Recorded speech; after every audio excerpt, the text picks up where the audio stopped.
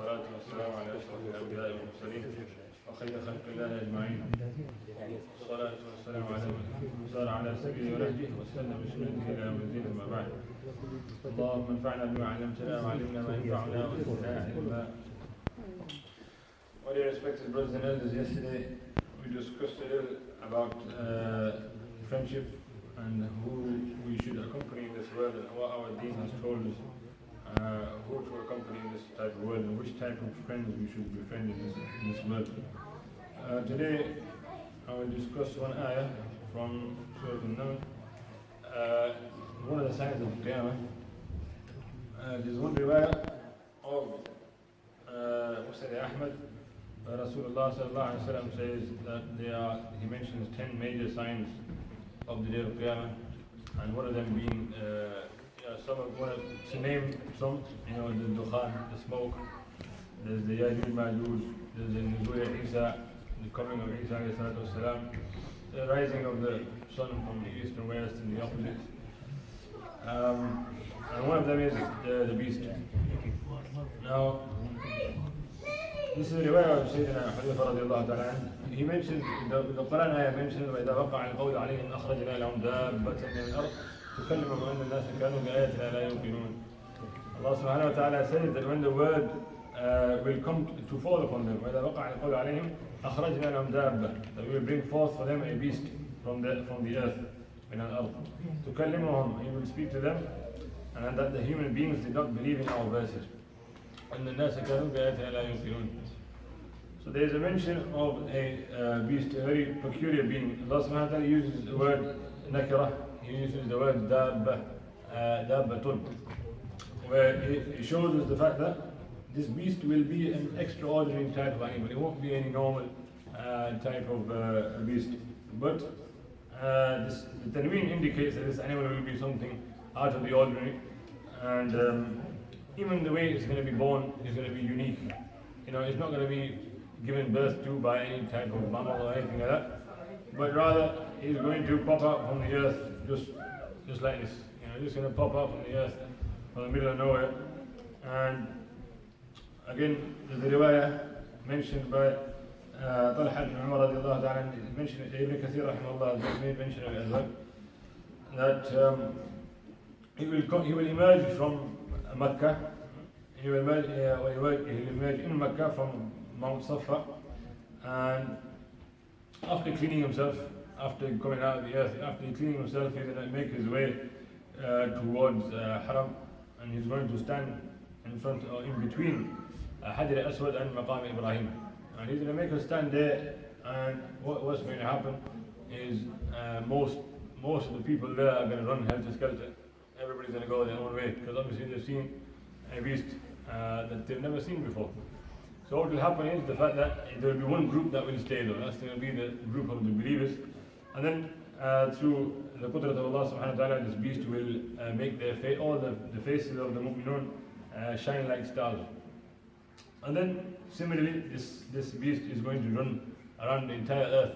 Nobody will escape this beast. He was going to go and he's going to mark each mu'min with the sign of him being a believer, and each infidel with the mark of an infidel.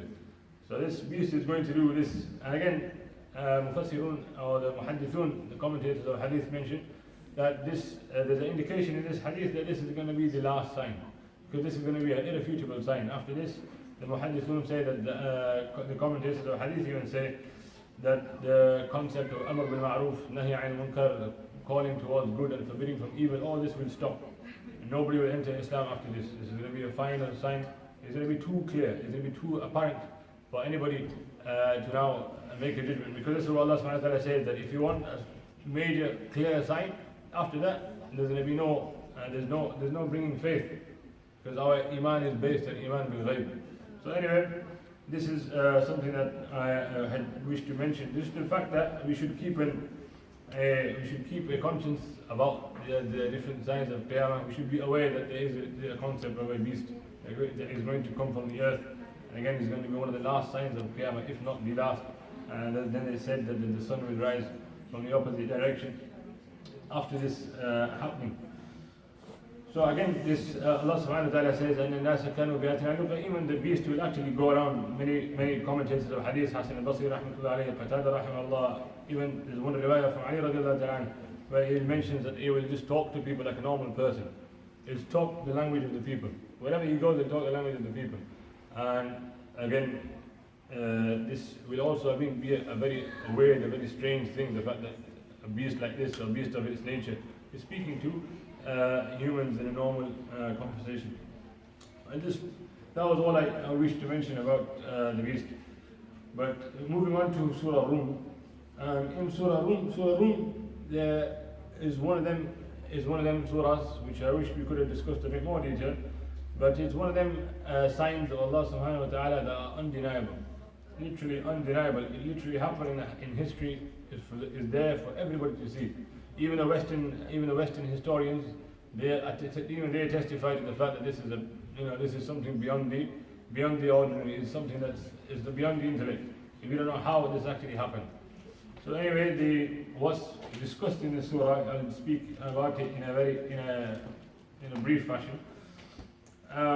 What happens is just before Surah Al-Rum, at the beginning of Surah Al-Rum, the last ayah of Surah Al-Ankabut, Allah subhanahu wa ta'ala says, وَالَّذِينَ جَاهَدُوا فِينَا لَنَهْدِيَنَّهُمْ سُبُلَنَا. Allah subhanahu wa ta'ala promises the ones who will strive in His path that He will clear the ways for them, open the doors for them, and open the doors of Hidayah for them as well. So, going by this promise, Allah subhanahu wa ta'ala further on in the surah, in the beginning of the surah, in Surah Al-Rum, just before that, after that, Allah subhanahu wa ta'ala says, وَغُلِبَتِ الرُّومُ, that the Rum have been defeated, and fear that Allah keeps on talking about it. But He mentions about a victory. And again, this is what I wish to discuss. Again, what is so miraculous about this, what happened, what happened between these two superpowers of the day. I've made mention of this before as well, in an ayah, maybe in the fourth parah, I think. But again, you just need to understand that this how much of a miraculous nature this is. This is literally an undeniable miracle that actually took place. There were two superpowers in the day of Rasulullah sallallahu alaihi wasallam in the time of Sahaba. There was one the Persians and there was one the Romans. And the Persians were all fire worshippers. Often they were all fire worshippers. Therefore, they were closer to the Mushriki Makkah. They were closer to the Mushrikun of Makkah. Because Mushrikun of Makkah were also polytheists, and they were also polytheists.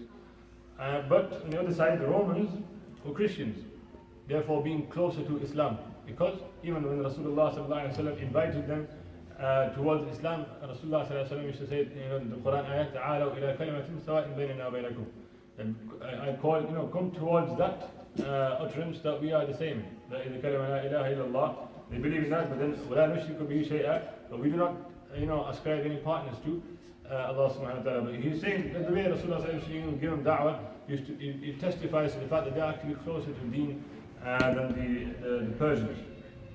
So what happened? A war took place, or a battle took place between, took place in Syria between these two huge superpowers, the Romans and the Persians. And what happened was, obviously the Muslims, because they're closer to the Christians, they hoped for the Muslims to win, and the Christians to win, and the Romans wished, the Mushrikun of Makkah, they wished for the Persians to win because they were closer. So what happened? This battle took place in Syria, between in a specific place between Adrat and Busra. In this, again, Ibn Hajar rahimahullah also supports his view that this happened in Syria. And when this battle took place, unfortunately, what happened was the Persians won. So what happened was the Mushrikun of Makkah got very happy. Yeah, they were delighted. They said to the Muslims as well that look, the way they crushed them, they're going to finish your fate off as well. You guys are not going to have any time on earth as well. So they got very happy and they gave a lot of taklif to Rasulullah sallallahu alaihi wasallam. But then straight after this, the revelation came of Ghulabat al-Rum, that the Rum will be actually, the Rum has been defeated, but then but after them being defeated, they're going to become the conquerors after this. So again, this at that time, my dear respected brothers and elders, was unheard of. It was not possible. Literally every person that wasn't a believer would have believed firmly. There's even actually a historian by the name of Gibbon in the 1990s, a professor in America, in the University of Chicago, he mentioned the fact that this was absolutely impossible in the day. This was, he testifies to this miracle. The fact that this was literally impossible. At that time, the way they ruled all the way up to Constantinople.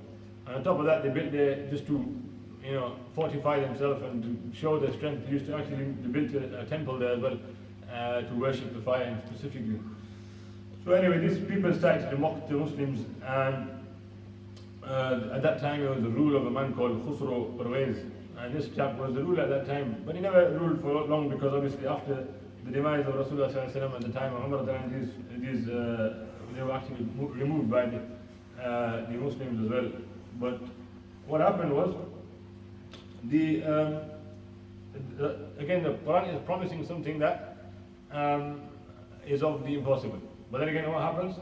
What happened is Abu Bakr radiallahu ta'ala famously, he went to, as soon as he heard these verses being revealed, being the mu'min he was, being having the iman he had, he went to the market and he announced that, look, this is what's going to happen.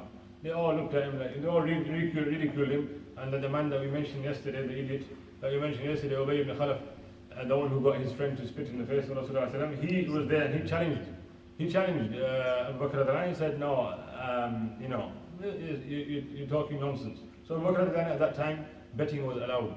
So he made a bet with Ubay ibn Khalaf. He says to him that in 3 years, if they're not defeated, I'll give you 10 camels, and vice versa. So then he went to Rasulullah sallallahu alaihi wasallam. He told him that this is what happened between us. So Rasulullah sallallahu alaihi wasallam said to him, no, Ya Abu Bakr, that it says in the ayah, fi bid'a sinin. And bid'a in Arabic refers 3 to 10. So it could happen in any of this time. So change the bet towards 10 years, and don't offer him 10 camels, but offer him 100 camels, and vice versa. Obviously, because it was yaqeen, Rasulullah sallallahu alaihi wasallam was saying there was an ayah of the Quran. So therefore, he told him, go and tell him 10 years and also the 100 camels. And you think that why would he change such a big deal? But it shows the fact that how confident Ubay ibn Khalaf actually was, the fact that no, this is going to happen. And it's not possible for the Christians to overcome the Persians at this time, because it became a great football. But what happened? This happened again 5 years before Hijri. And then 2 years, second year Hijri, what happened? Badr took place, and Ubay ibn Khalaf was killed in this battle. But it didn't take long for this incident to take place. The second Hijri took place. The Romans actually came into power, and they actually defeated the Persians, as promised by Rasulullah sallallahu and as promised by the Quran. So what happened was he demanded from his heirs. That I wish to take this. I wish to take whatever the bet that we put on. So anyway, he took the bet. He took the money of the bet. After some confrontation, he took whatever he had been owed. So he brought it to Rasulullah. Imagine the respected brother. Imagine the iman he had. 100 camels. No small feat. It's like 100 Mercedes in this day and age. So he brought all this to Rasulullah. He mentioned in Ruh al-Ma'ani at the riwayah of Sayyidina Bara ibn Azib. He mentioned that he brought all this to Rasulullah and said, look what I brought for the Muslims. But Rasulullah told him, he said, and this is prohibited, and give it to charity, because at that time the betting had been prohibited, and therefore he was told to give it to charity. But just, my respected brothers and elders, I just wanted to highlight this, that this was something that took place in Islam. This is an ayah of the Quran which was literally, even if you read the books of history, it's something that you wouldn't believe. But yet it took place, my respected brothers. It is in our Quran, and there's more to it, but I wish I could have gone a bit more deeper. I've generalized quite a bit. And also mentioned about the signs. Sheikh is saying that how specifically Allah subhanahu wa ta'ala mentioned as well, that where this battle is going to take place. All this is all it is all part of the ayat for us. And it said, it was not proven, but yet Allah subhanahu wa ta'ala, this has now become a scientific truth that this was the lowest part of the earth. So many respected brothers and sisters, there's many ayat for us in the Quran. We take what we see, and may Allah subhanahu wa ta'ala give us ability to actually read these ayat and ponder upon these ayat and understand these ayat.